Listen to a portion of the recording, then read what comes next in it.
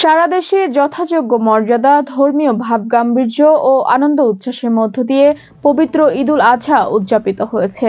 বৃহস্পতিবার দেশের ধর্মপ্রাণ মুসলমানরা ঈদের নামাজ আদায়ের মধ্য দিয়ে উদযাপন করেন প্রধান এ ধর্মীয় উৎসব। ঢাকায় প্রধান ঈদ জামাত হাইকোর্ট সংলগ্ন জাতীয় ঈদগাহ ময়দানে অনুষ্ঠিত হয়।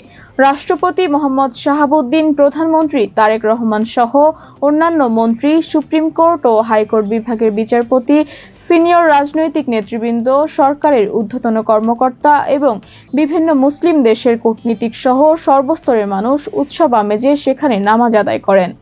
নামাজ শেষে সমগ্র মুসলিম উম্মাহ সহ দেশ ও জাতির কল্যাণ, সুখ, শান্তি ও সমৃদ্ধি কামনা করে বিশেষ মোনাজাত করা হয়। একইভাবে বায়তুল মোকাররম জাতীয় মসজিদ, কিশোরগঞ্জের শোলাকিয়ায় ও দেশের বিভিন্ন ঈদগাহে ধর্মপ্রাণ মুসলমানরা নামাজ আদায় করেন। ঈদুল আজহা উপলক্ষে দেশের সর্বস্তরের জনগণকে শুভেচ্ছা জানিয়েছেন রাষ্ট্রপতি ও প্রধানমন্ত্রী।